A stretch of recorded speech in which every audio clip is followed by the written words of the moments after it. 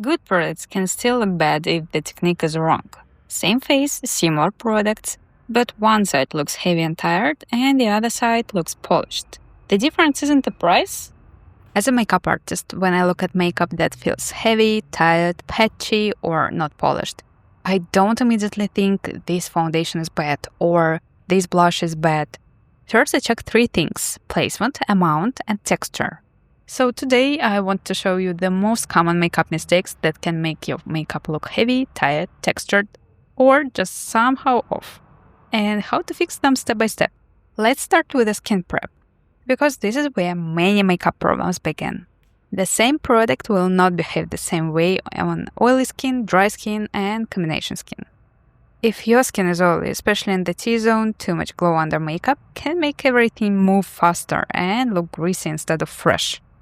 If your skin is dry, a very matte prep can make foundation catch on the texture and look heavier. But this SPF gives a real glass skin effect, and honestly, since I received it, I can't skip it from my routine. So shake it well, apply enough SPF, and today I'm skipping creams and serums underneath because I don't need extra layers in this heat. My advice is do your proper hydrating skincare routine at night, so in the morning your base can be lighter, faster, and more comfortable. Let's move on. Foundation. A very common mistake is trying to fix everything with a foundation, especially with the foundation sticks. If you press the stick too hard directly onto the face, it melts much more product than you actually need. Another big mistake is using the same brush from your last makeup routine. I know. So the brush already has all foundation and skin oil and skincare and possibly bacteria from the blemishes. Actually, it doesn't blend the product properly anymore, it doesn't absorb the excess product, and it can leave strips, scratch the skin because the bristles are too rough and make the whole base look uneven. From a distance and even on camera, it can still look okay. But look at my smile lines. The product immediately starts to build up there. And can you imagine what happens after a smile? Yes, it will crease in 1 second. It's just not needed, and it's also wasting product. In hot weather, a thick layer of foundation will break down faster because your skin's sweating underneath. Okay, instead that, take a clean synthetic brush, warm up the foundation on the back of your hand first. And by the way, this is also more hygienic with the foundation sticks. Don't touch blemishes directly with the stick. Then pick up a small amount with a brush and dab the foundation over the SPF layer. Don't disturb the SPF. Don't drag it around. Think of foundation as a veil, not a mask. And if you have redness, pigmentation, or something you want to correct, you don't need the same amount of coverage on the whole face. Apply less where the skin already looks good and only build where you need support. Now, blush. Don't apply cream blush directly from the stick to the face. It can drag your SPF and foundation underneath, and you can end up with a patchy and bare area. Also, the color may not look as clean as it does in the package, because it mixes with your foundation. So that fresh pink can become muddy or muted very quickly. Instead, apply it to the back of your hand, pick it up with a brush, and then apply it to the face. And for the lifted effect, keep the blush higher and softer. For summer, I always love adding a little bit to the nose and forehead. It gives that natural sun-kissed effect, like you were outside for 5 minutes, but in a pretty way. And without SPF. Blush isn't just a pink product on the cheek. If the placement is too low, it can pull the face down. If the shade is too warm, too strong, or not blended properly, it can look muddy. I don't want to create a stripe, I want to create a flush that looks like it belongs to the face. And please don't swirl your brush aggressively over the cream products. You can destroy the SPF and foundation layer. And also, I recommend to use dabbing motions, especially if you have sensitive skin. And look at this glow now, look at this skin. And here's another thing that makes makeup look heavy. Not giving products enough time to become one layer. If you apply powder over mistakes, the powder will only lock those mistakes in and make them more visible. So don't use the same foundation brush or dirty puff. Don't apply too much powder. Don't apply it randomly. And don't sweep powder aggressively against the direction of facial hair growth. From a distance, everything can still look pretty, right? But close up, it can look like a heavy layer of concrete. Instead, use a small powder brush or a small highlighter brush. Tap the powder on the back of your hand first to remove the extra dust and then even out any creases with your fingertip. Only after that, apply powder. I like to press a thin layer of powder with the dab motions where I need more control around the nose, pores, forehead, and chin. For the rest of the face, I use a softer sweeping motions.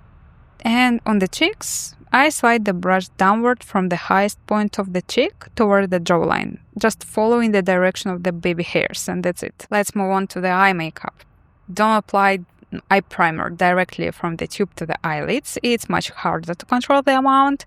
Use a tiny amount on your fingertip first. Warm it up, then divide it between both eyes. Apply less than you think. Now let's talk about eye pencil. The mistake is usually trying to draw one thick line in one motion, lifting the brows, covering the whole mobile lid with a black, and applying too many layers before the product has time to dry, right? And then everything prints, smudges, and closes the eyes. So dark pencil can be beautiful, but if you apply it too thick or too low, it can make the eyes look smaller and heavier. With hooded eyes, or if you have a less visible mobile lid space, every millimeter matters. You want to save this mobile lid space, because light on the lid helps the eye look more open. So instead of covering the lid with a dark color, do tight lining. Apply the pencil between the lashes. I also like to apply it to the upper waterline because it gives more depth to open the eyes even more. You can use a beige pencil on the lower waterline. I apply it right under the iris because this is the most prominent part of my eye. Now, eyeshadows. I start with the shimmer. I'm using MAC Soft and Gentle Highlighter. It's an OG. Honestly, I don't know a single makeup person who has never tried this one. It's iconic. I add just a little bit to the inner corner to open up the eyes and make them pop. I also use it to bring light to the mobile lid. Keep the mobile lid lighter. It just visually opens the eyes. And use lighter shades on the mobile lid as much as you want. You can keep it soft or you can keep it more shiny with your fingertip. Just up to you. Never apply shiny eyeshadow under the brow bone, especially over the whole hooded area. If you have hooded eyes, texture, wrinkles, or excess skin, shimmer in this area will enhance everything. So if you apply shimmer to the hooded part, it can make that area look heavier. Instead, use matte eyeshadows there. You really only need one basic eyeshadow palette. Start with a soft matte transition shade. Blend slightly above the natural crease, especially for hooded eyes. Relax your face, relax your eyebrows, and just look straight ahead into the mirror. Find the right height slightly above the crease. Hold the brush more perpendicular to the skin, not flat. We need to apply the eyeshadow to the hooded area without taking up mobile lid space. Use a soft dab motions first, then gently go back and forth. We are just creating the illusion of depth with a medium matte brown, not shimmer and not dark chocolate yet. This shade prepares the shape for the gradient. Also, control the direction. The tail of the brow should feel connected to the blending. You can keep the blending more parallel or leave the end slightly just to create a soft cat eye effect. A good guide is the continuation of your lower lash line. Don't swirl your brush aggressively into the palette. Don't blow on the brush, it's not hygienic. Don't tap the excess shadow onto the floor. Instead, dab it on the back of your hand. You want the eyeshadow particles to sit evenly inside the brush, so you can build the intensity smoothly on the eye, not on the floor. And look how different it looks in the shadow and in the sun. Two completely different results. This is the magic of lighting. So if you are going to be in direct sunlight, do your makeup in similar lighting. If you are going to be in softer, shadowy light, check your makeup there too. And one more advanced tip, Don't hold the mirror too close to your face the whole time. You need to see the full picture. I usually stop the depth around the outer third of the eye and always check the result with your eyes open. Don't start with a dark chocolate eyeshadow and big fluffy synthetic brush. Don't apply dark shadow directly into the crease and overload the fold. You will only make the hood more visible. And overloaded brush can also cause fallouts. That's disaster. Don't drag dark eyeshadow across the whole mobile lid. It can make the eyes look smaller. Instead, take a small flat brush and a matte chocolate brown. Follow your lower lash line and create a small V shape on the outer corner. Apply it properly, press the brush gently, and create the illusion of a more open eyelid. Blend the edges, but don't blend away the shape. Professional hack. Always connect your eye makeup with the nose area. I know, that's strange, but brows, eyelids, and the nose are visually connected. And you can add more space to the hooded area by brightening the inner part with a matte beige shade. Then softly contouring down the sides of the nose with a matte medium brown. Do you see the effect? Now eyeliner. And look at the baked creases closer. By the way, this is exactly why every layer underneath has to be smooth before powder. With eyeliner, the mistake is usually trying to draw one thick line in one motion. For many eye shapes, especially hooded eyes, it's better to work with the eyes open and build the shape little by little. Don't raise your eyebrows. Look straight ahead into the mirror. Follow the natural direction of your lower lash line and lift from there. Find the crease, then go across it or right underneath the fold.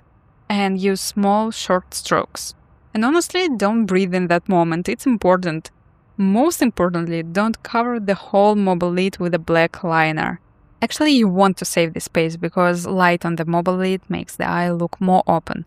But if you have enough visible mobile lid space, then you can go over the lash line using stepping motions. Lay the marker down and print it carefully. I keep my eyes open. Pay attention to this. The skin needs to be even in this area, and the eyeball actually helps us with that. And you can also gently help with your fingertip. Important. Leave the tip of the wing thin and lightweight. Next, mascara.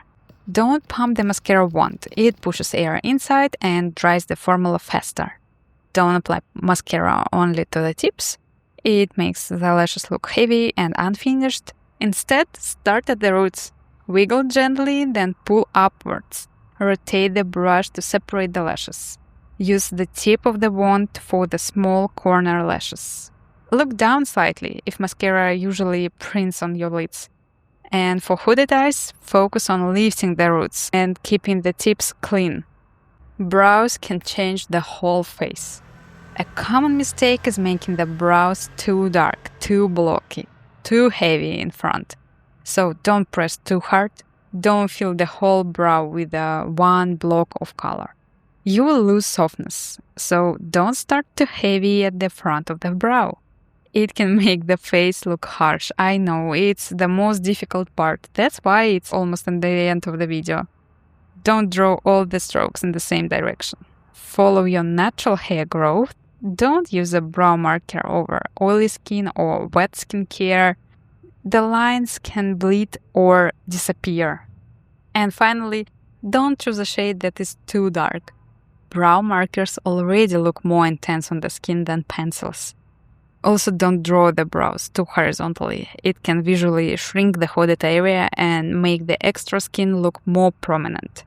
And don't brush the brow hairs horizontally with a gel either. It makes them look thin, flat, and without dimension. I prefer to build the brow softly, especially at the beginning. Start with a very light pressure. Brow markers are more intense than pencils, so don't press too hard at the beginning, as I told you before. Let the product touch the skin softly, almost like you are sketching. Draw tiny hair-like strokes. Keep the strokes short and thin, and follow the natural direction of your brow hair. And just add more definition only where you have gaps. Don't fill the entire brow just because you have the product in your hand. I know. Yes, it's my problem as well. Brush the hairs upward and slightly outward to lift the brow and soften the marker effect. Clean under the eyeliner carefully, but from a distance, not too close. Don't swipe along the whole brow in one motion. It's unnecessary if you applied everything cleanly, and this very sharp line can feel a little outdated.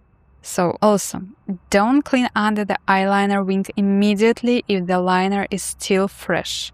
You can accidentally drag concealer over the black wing, and then it becomes a mess that is very hard to fix. If the lip contour is too dark, too sharp, or too far outside of your natural shape, it can look disconnected from the face. I like applying lip products with a lip brush because it gives more precision and better coverage, especially if you have natural lip lines. So, softly define the natural lip shape and slightly correct the corners. For a more lifted effect, keep the corners clean, then add a light pink lipstick. The main mistake is not blending the edges here. For proper lip makeup, follow this rule. Apply the lipstick to the center, then blend the lipstick and lip liner together. Make sure the lip corners are slightly darker than the center, and the center of the lips is naturally more prominent, so it should stay lighter. The corners can be deeper to create more dimension, but the center always is lighter. I add a little bit more lip pencil to those areas, then blend everything softly. So, before blaming the product, check the placement, the amount, the texture, and the way the layers work together. I also organized all the products I'm using today. I use ShopMy to keep my products links in one place, and they also have a shopper app now. So if you like saving products from tutorials instead of losing links in screenshots or notes, you can download the app. It's just the easiest way to find my top picks from my video. And thank you so much for watching, and I'll see you in the next one. Bye!